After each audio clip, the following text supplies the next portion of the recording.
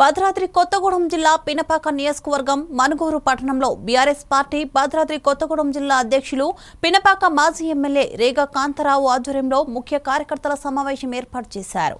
మనుగూరు పట్టణంలో MLA Rega Kantharao BRS party శ్రేణులతో bike rally నిర్వహించి తెలంగాణ తల్లి అంబేద్కర్ విగ్రహాలకు నివాళులర్పించారు. బీఆర్ఎస్ పార్టీ నాయకులను కక్షపూరితంగా జైల్లో పెట్టాలనే ఆలోచనతో రేవంత్ రెడ్డి ప్రభుత్వం కుట్ర పన్నుతోందని అన్నారు. కాంగ్రెస్ పార్టీ 6 గ్యారంటీల హామీలు అమలు అయ్యేంత వరకు ప్రజాక్షేత్రంలో పనిచేస్తూ ఎప్పటికప్పుడు ప్రజలను చైతన్యపరుస్తూనే ఉంటామన్నారు. ఈ ప్రభుత్వంపై ఇప్పటికే తిరుగుబాటు మొదలైందని, అందుకే లగచెర్లలో రైతులు తిరుగుబాటు చేశారన్నారు.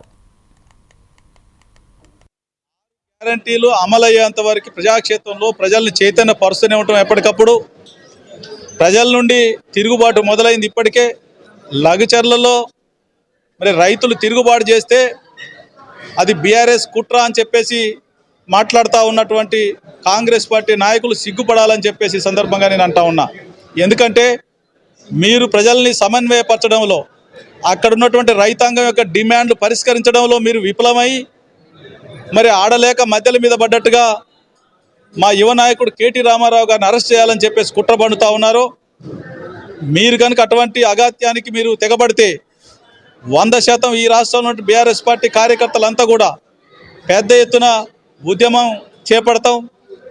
మీ కాంగ్రెస్ పార్టీని మరి బొందబెట్టేంత వరకు రానున్నటువంటి ఎన్నికల్లో ఖచ్చితంగా మిమ్మల్ని ప్రజలందరూ కూడా గెదిమి తన్నేంత వరకు వదిలిపెట్టేటువంటి ప్రసక్తే లేదు అని చెప్పేసి సందర్భంగా మేము హెచ్చరిస్తూ ఉన్నాం.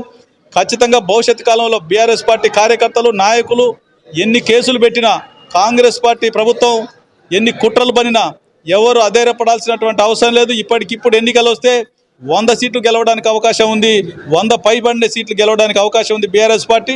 ఖచ్చితంగా రేపు కేసీఆర్ గారి నాయకత్వంలో 100% బీఆర్ఎస్ పార్టీ ప్రభుత్వం మళ్ళీ ఏర్పడతా ఉంది. ఖచ్చితంగా మరొకసారి కేసీఆర్ గారు ముఖ్యమంత్రి అవడం ఖాయమని చెప్పే సందర్భంగా తెలియజేస్తూ కాంగ్రెస్ పార్టీని హెచ్చరిస్తూ ఉన్నాం. మీ కుటిల నీతిని, మీ కుట్రల్ని బంద్ చేసుకోండి. ప్రజా సమస్యలు మేము ఏదైతే ప్రశ్నిస్తూ ఉన్నామో వాటిని పరిష్కరించడం కోసం మీరు ప్రయత్నం చేయాలి తప్ప